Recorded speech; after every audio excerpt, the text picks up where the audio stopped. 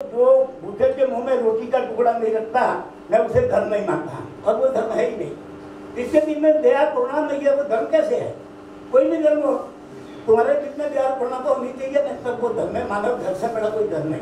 दूसरा एक बात कहूँगा, हम व्यापारी हैं, लेकिन राष्ट्र हमारे लिए प्यारा है होना चाहिए। हम मेरा धर्म भी अगर मेरे राष्ट्र के कायदे के आड़े आता हो तो मैं धर्म को नहीं मानूंगा। मैं जैन हूँ, जैन धर्म पवित्र मानता है अपने उसको, मानवता के संदेश देता है। पर कल को राष्ट्र के बीच में आ जाएगा तो मैं राष्ट्र की बात मानूंगा, मेरे संविधान की मानूंगा, धर्म की नहीं मानूंगा। अपने तुम्हारा देश ही नहीं रहेगा तो धर्म क्या करेगा? देश ही नहीं रहेगा तो धर्म को क्या कर लोगे तुम? तो ऐसे मानवता के भाव करके करो। दूसरा, गलत धंधा न करो, किसी की तरह सकारात्मक सोच रखो। कई दफे ऐसा होता है कि बाजार ऐसा हो जाता है कि कोई दिवाली नहीं है, और करना क्या? तब उसी समय तुम्हारी परीक्षा की घड़ी है। धीरज रखो और थोड़ा गंभीरता से सोचो, बाजार वापस ऊपर आता है, ऐसा उसका इंतजार करना सीखो। और एक बात आज एक आप सबको कहता हूँ, व्यापारियों को, अपने देखो दो कौम ऐसी है मुझसे सीखना जैसा है। एक है सिंधी कौम और दूसरा गोरे के कौम। वो कभी भी पैसा डुबाते तो अपने परिवार, अपने घर में, अपने जात वालों का नहीं डुबाते। सिंधी कभी सिंधी का पैसा नहीं खाता है, और गोरा कभी गोरे का पैसा नहीं खाता है। तो आज ये नक्की करो कि मैं अपने बम्बई से माल किसी का लूँगा तो यहाँ के व्यापारियों का पैसा कभी नहीं डुबाऊंगा। अपना घर बार बेच के भी यहाँ के तो वो आपको जानते हैं, आपने आपके ऊपर उन्होंने भरोसा किया है, तो कभी भी यहाँ के कैसे भी करो, पर किसी व्यापारी का पैसा मत खाओ। वो खाएगा आपने तो आप व्यापारी नहीं हैं, आप व्यापारी बन चुके हैं। और सकारात्मक सोच रखो, अपने अधिकारों के प्रति सचेत रहो। एक प्रश्न खाली कहूँगा क्योंकि समय इतना मेरे को बहुत कम किया, तो आप चलें। हमारा वक्ता है, और मैं बॉम्बे नॉर्थ मेडिकल एसोसिएशन का प्रेसिडेंट रह चुका, और federation of association of Maharashtra फार्म का वाइस प्रेसिडेंट रह चुका हूँ। पढ़ा हूँ 11वीं तक, पर ऊँचे ऊँचे पदों पर पहुँच चुका हूँ। ये मेरा सौभाग्य होगा।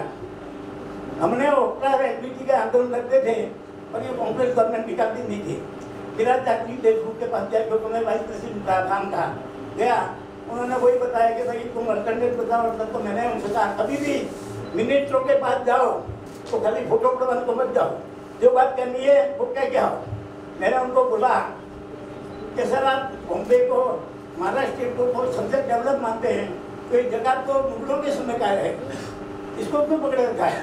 और जब नरेंद्र मोदी ने गुजरात में निकाल दिया तो वो बोलते नहीं आप अल्टरनेट को 2 मिनट के प्रसंग सुनने जैसा।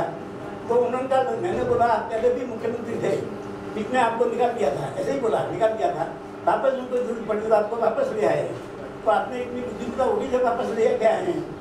और आपके IAS ऑफिसरों की इतनी फौज ऐसी है तो एक का भी दिमाग नहीं चलता, इसका अल्टरनेट आपके एक को भी नहीं सुनता कि वो फौज क्यों उठा करती है।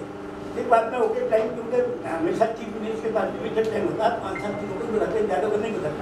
मैंने देखा मौका है, खड़ा हुआ। हमने बोला सर कोई ऐसा काम करते जाओगे इतिहास में आपका नाम होगा, नहीं तो आओगे जाओगे पूरे हो जाओगे। नहीं बोले आप अल्टरनेट दो। तो फिर मैंने टेबल पे ही उनके सामने उनके चैम्बर में कहा कि आपसे सीखा हुआ प्रॉपर्टी टूटने वाला नहीं है, उन्हीं के कुछ करो। तो मोहन गुन्नानी हमारे प्रेसिडेंट है, उन्होंने आगे हाथ रखा, रसिक भाई तुम्हारा ठीक है। जब मैं मुख्यमंत्री को उसके मुंह पे ही कह दिया उसके चैम्बर में, तो हमने बोला फोटो बड़ा थोड़े आए हैं, तो कोई भी संकोच मत करो, कहीं भी जाते हो मौका मिलता है अपनी बात कह के आओ। बोलो प्रेसिडेंट बोले लेके चलो, अपनी बात कह के आओ। और भी कई प्रसंग है, पर मैं अभी समय नहीं है इसलिए मैं कह करता हूँ। बहुत बहुत धन्यवाद। ईमानदार बोलो, लेख सुनो और सफलता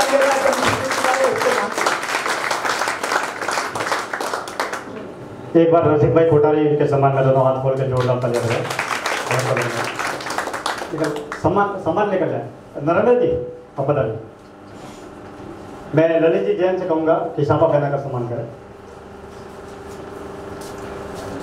नरेंद्र जी भंडारी राजस्थान के लिए बहुत अच्छा काम कर रहे हैं आप, दोनों हाथ खोल के जोरदार तालियां बजाएं। बहुत बहुत धन्यवाद आपका आज के इस कार्यक्रम में पधारे। बिल्कुल बहुत बहुत अभिनंदन।